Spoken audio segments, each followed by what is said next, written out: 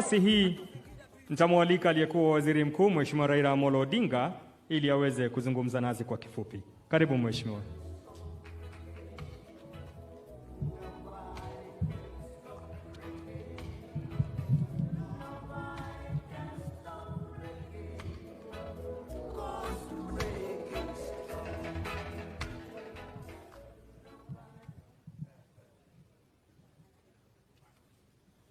Your Excellency, the President of the Republic of Kenya, fellow leaders of the people of Kenya, na wananchi wote wa Kenya kwa jumla, hamjambo. Hamjambo tena. We are opening a new chapter of the book we started writing in March 2018. The chapters we have covered so far have been quite interesting and engaging. But it is about to get even more interesting with the chapter we open today of collecting signatures, and then the next three going to the country assemblies, then to Parliament, and then to a referendum. It's a great time to be in Kenya and to participate in the making of history.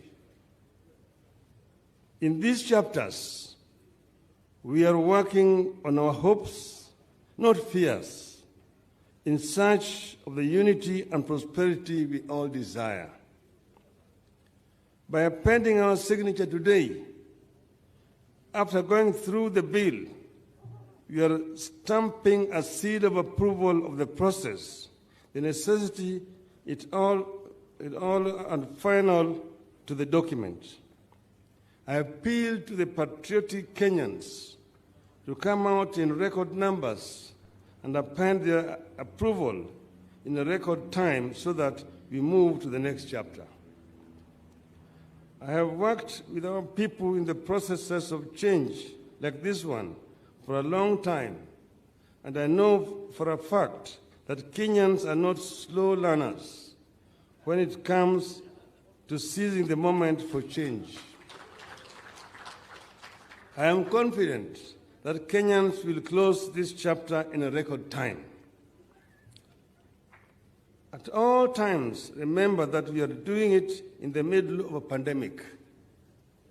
Throughout this period and beyond, let us pay attention to the COVID-19 protocols.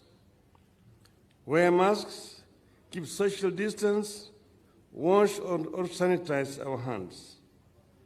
Our coordinators across the country must understand that other than collecting signatures, they have a duty to protect the lives of our patriotic citizens who show up to append their signatures.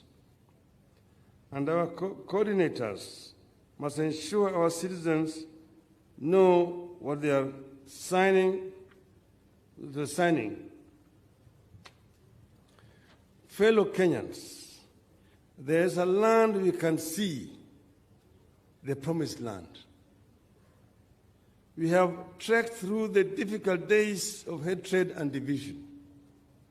We have gone through the wilderness of anger and marginalization. We can see the promised land ahead. But the promised land will never come to us. We have to go to it. That was and that remains the condition for getting to the promised land. We have to keep going. We have got to keep going, keep moving forward, never fearing what lies around the corner. Martin Luther King Jr. said, and I quote, he told us, "Cowardice asks the question, is it safe? Expediency asks the question, is it politic? Vanity asks the question, is it popular? But conscience asks the question, is it right?" And there comes a time when we must take a position that is neither safe, nor politic, nor popular, but one must take it because it is right.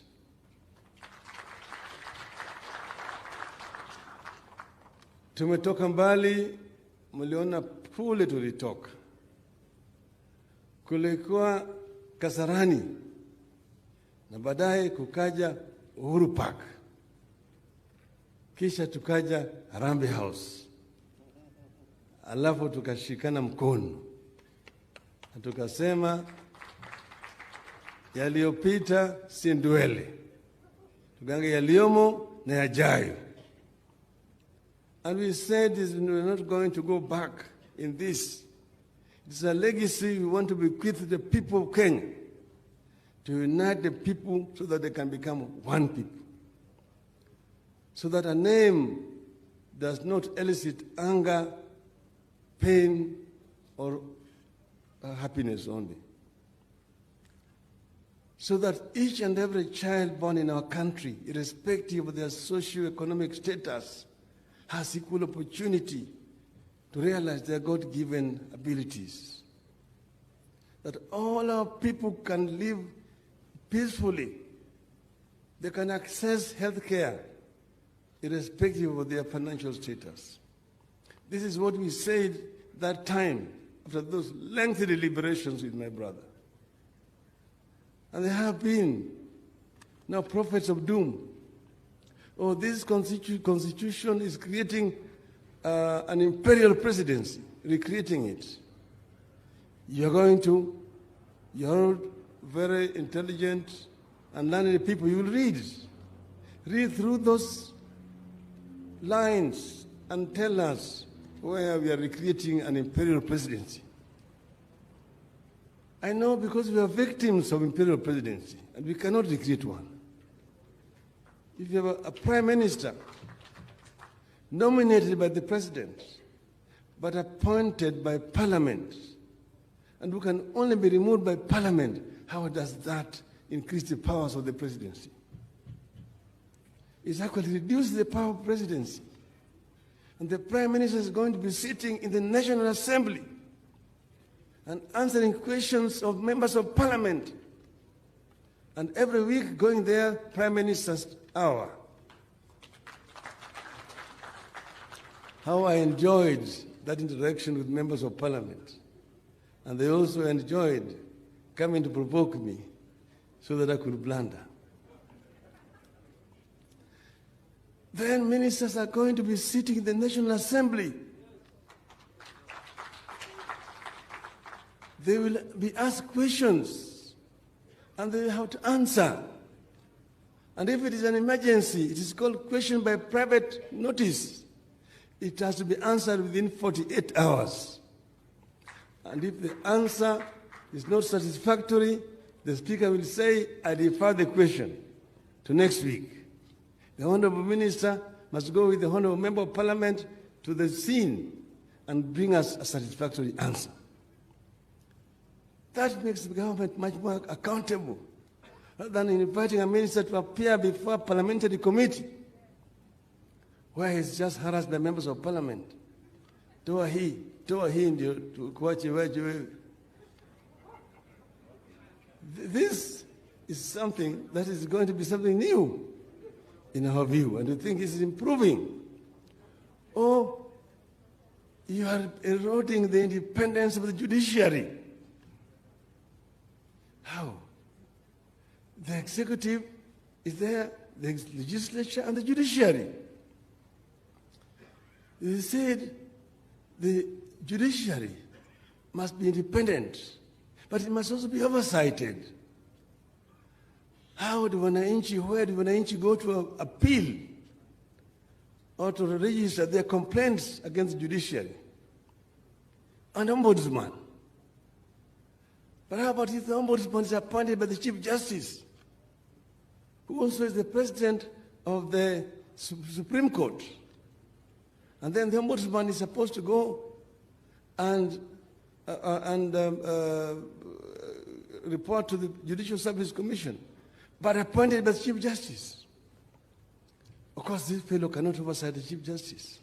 That's why it is said the Presidency appoints the ombudsman But Ombudsman will be interviewed through a panel, and 3 names submitted to the President, who will pick one of them and send to Parliament for vetting, then finally appointed by the Presidency. How does that erode the independence of judiciary?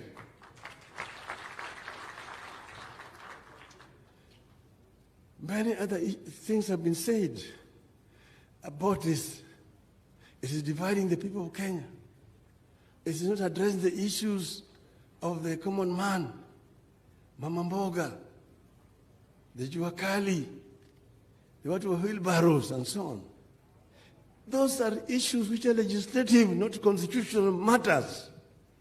And each and every government will come with their policies. Those are not things you put in the Constitution. So what we have picked out are issues which are completely essential to improve governance in our country. Oh, the Electoral Commission is going to be appointed by political parties.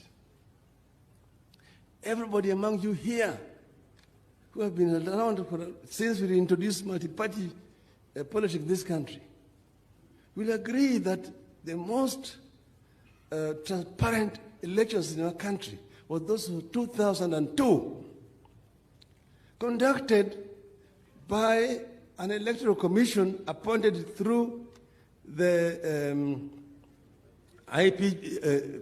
IPPG process. The President Moi had already appointed 10 members.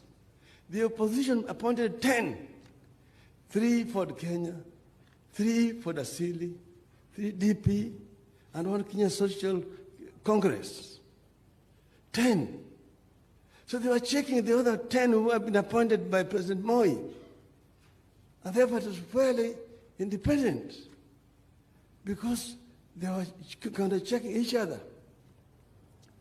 If you go to Mexico, that is the thing. In many countries, that is the formula because the political parties are the actors. In this world, there's nobody who's neutral.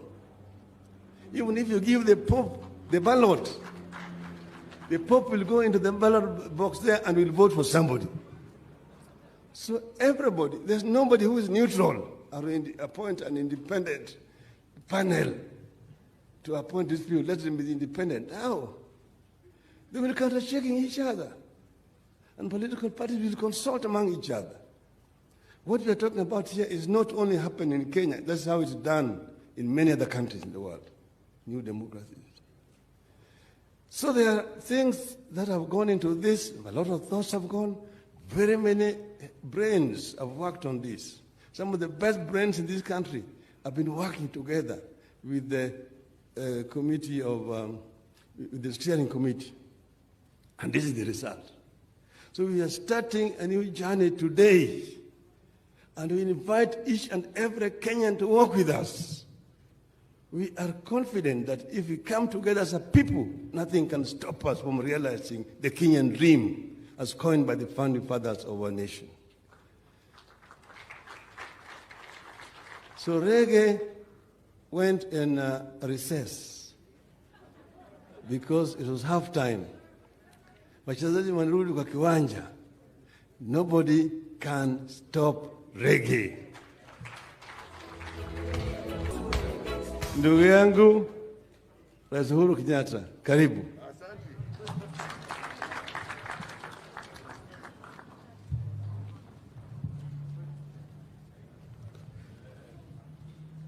Asanteni sana jameni, tuketi.